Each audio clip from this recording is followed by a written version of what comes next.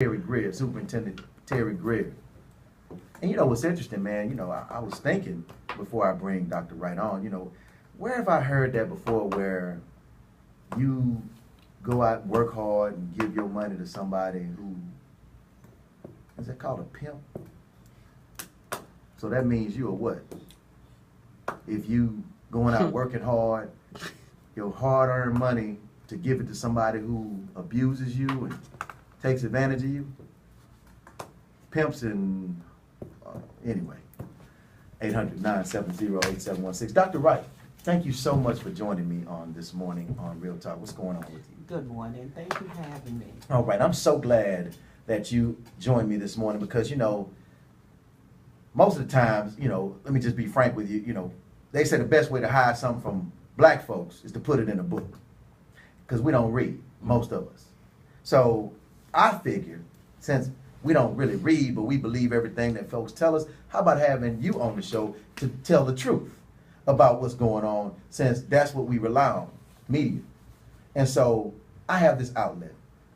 You were at the school board meeting on Thursday of last week. Yeah. And you broke down in a short time frame, some numbers and statistics, some facts that you have not only researched, but you provided them, and you made a bold declaration. You said that the people that Terry Greer's administration and this board allowed him to hire that are supposed to have these numbers and communicate effectively to the community don't know much of anything.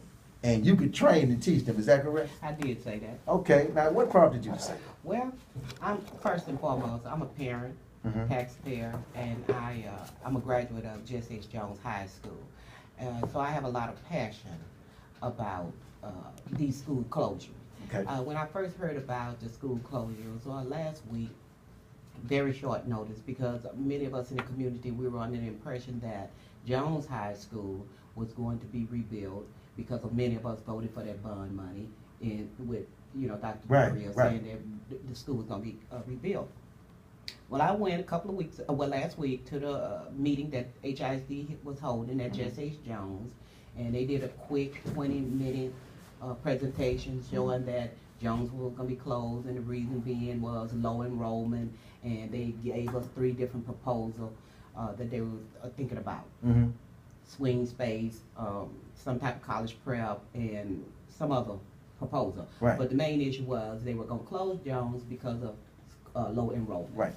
I want to clarify something for those of you listening. And again, the number is 1-800-970-8716. I love the way you started your speech because you said, I'm a parent, I'm a taxpayer, and I am a graduate of Jesse H. Jones. You didn't talk about your credentials because you're a doctor. You're not just a fly-by-night person. You actually, this is what you do.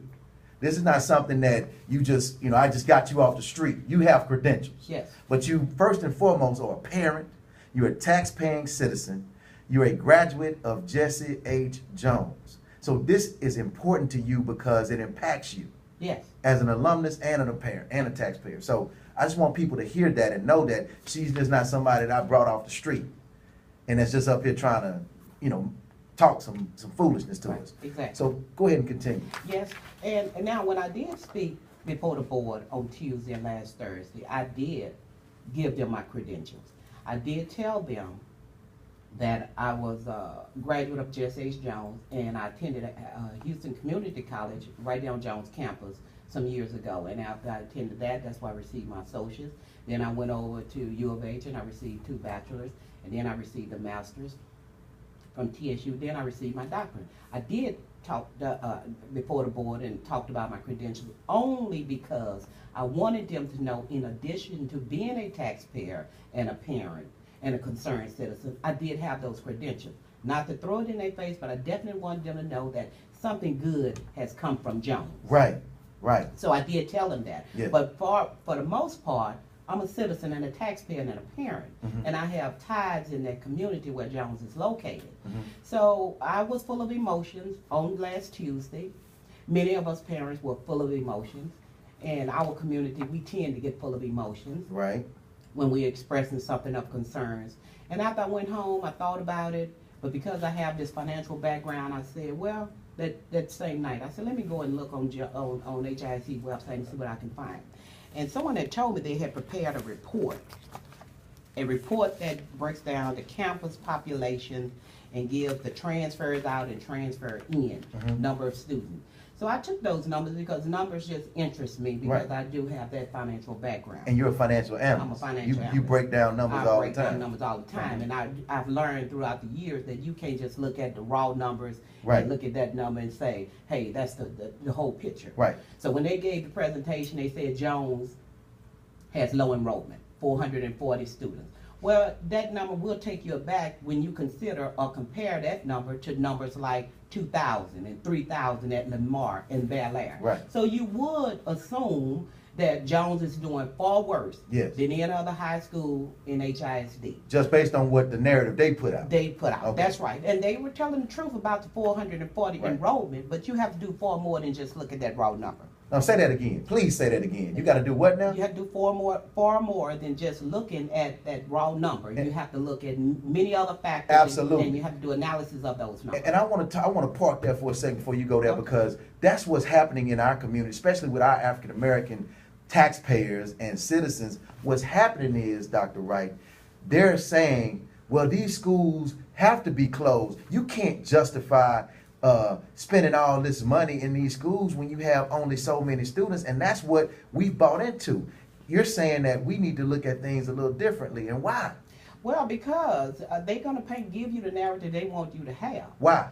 Because they want to have justification to do that vote in March to close our schools down. But why? Because they have their own hidden agenda. They have an agenda.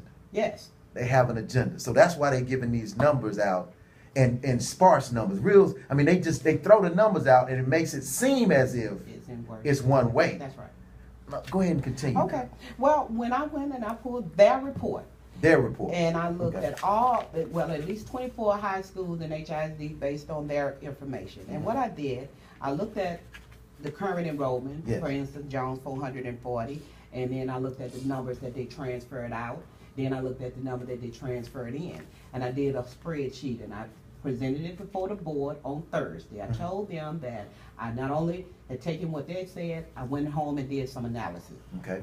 And I found something very interesting. Okay. I found after I did the spreadsheet and this analysis, I found that almost 70%, or at least exactly 67% of HISD high school has a negative enrollment factor. All schools? High school. I just looked at the high school. Okay. I didn't look at the middle schools. I didn't look at the elementary, and maybe later on I will. But I looked at the high school because I wanted to look at Jones compared to the other high schools in HISD. Gotcha. So when I did this analysis, I found that 67% of HISD high school has a negative enrollment. What this means is more students are transferred out of these high schools than transferred in. Gotcha. So HISD has a broad problem. It's just not at Jones. It's a broad problem. Right. That means that HISD is losing a lot of students to, I don't know, charter school, private school, or they're simply dropping out. I don't know. That my data didn't give me that information. Right. Holistically, you're saying. Holistically. So Jones is not the only high school with a problem. Right. But that's the one that they have on the chopping block. But that's the one they have on the chopping block, and I just can't see why. But then I did some more in-depth analysis, and it may be a clue to why. Okay. But anyway, I did a graph, quick graph for you, and you can see this is Jones. You see Jones along with other schools. Yes. For instance, Jones has a negative 66 enrollment rate. Cashmere has a negative 60. Matter of fact, Thursday I turned around to the audience and I said, anyone from Cashmere, you guys probably be on the lookout because your numbers look real close to Jones. Yeah. Real close. I mean, almost identical. Sterling has a negative 57% enrollment. And that's who they talking about merging Jones. That's what they want us to merge with. Worthing has a negative 56 enrollment. Wheatley, Lee, Sharpstown, Yates, Houston High, Scarborough, Westbury. All of these schools, based on their numbers, have a negative enrollment. Students are moving out. Well, that doesn't tell all the facts. Of these schools with the negative enrollment, I've also found that 8 of those schools have a greater than 50% negative enrollment. Okay. And you can see those at the top, Jones, Cashmere, Sterling. So there's some serious problems going on with all of HISD high school. So we still have to ask the question, why Jones? Since Jones is in there with all the rest of them, we have other schools. So I went on and did some more analysis, and you can see here, these are all the schools with negative enrollment. These are just a few with the positive enrollment. And for some reason, Waltrip has the highest positive enrollment. But you can see down the line, Waltrip, Lamar, Reagan's, Milby. So those schools apparently are doing something right. Waltrip, Lamar, Reagan, Milby, Westside, Bel Air, Cheves, and North Forest. But I didn't have a whole lot of data on North Forest. Well, they just took over North Forest. Yeah. So. Okay. So this is what I was finding out. So the data was revealing that HISD are sending more students are moving out of HISD than coming in, as I just said. Then they had a category that says others here. Okay. Where they can tell where some of these students are going out or coming in from. But about 20% of HISD schools are going to others. Going to others locations. I don't know what that other mean. I just can assume that it's charter school, private school, or whatever. Right. But the whole point is Jones and many other HISD high schools have these problems. Right. So then you have to go and ask yourself the question, basically is Jones the only school with low enrollment? Because this is what they're saying. First, I want to give you an analysis that overall, HISD has a problem with negative enrollment. So then we come back to that talking point. Jones has low enrollment. Yes, Jones does have low enrollment. But as you can see, Jones enrollment is no different from, for instance, Cashmere. Jones has 440, current enrollment 440, Cashmere has 550. I'm not saying they should consider doing Cashmere the same as they're doing Jones. All I'm saying is Jones' problem is no worse than some of the others. Right, and let me talk about these numbers here. I'm looking now. When it says prior enrollment before transfer is out, what year was this? This is saying this. They prepared this prepared by Houston ISD Demographic, November 2013. So 2013, and it says here Jones before transfers out had 1,301 students, and the current enrollment is 440. That's right. Then it went Cashmere, 1,260, current enrollment 550. That's right. Worthing, 1,466, current enrollment 642. That's right. Scarborough, 975, current enrollment 663. Booker T. Washington, 1111, dropped to 764. Sterling, oh my God, 1,907 students, dropped to 818. Wheatley, 1,893, dropped to 844. Yates, 1,508, dropped to 861. And Furr, 1,078, wasn't as big of a drop, but 921. All of these schools have under 1,000 enrollment, and they used to have well over 1,000, even close to 2,000. Right. And so it goes back to the question as to why. Why are these families, why are these students opting for these other schools or other, as you say, whatever other means? Why is that happening? And so I want to talk about that after the break. And I would like for you to give your overall assessment as to why you think that this enrollment decrease is happening. And it can't simply, it goes back to my Jay Boney Speaks Daily Commentary, y'all. So you got to look at this thing holistically. There's a reason why these numbers are dropping. And anybody that has a business, if you're a business owner out there, or you work as an executive for any company, and you are responsible for budgets and profitability, you realize when you start losing customers, which means you start losing money, when you start losing customers, you got to look at the top. You can't look at the customers. The customers are making choices that they believe is in their best interest. If you're not providing them the Big Macs that are fresh and hot at McDonald's, there's an alternative, Burger King or Wendy's.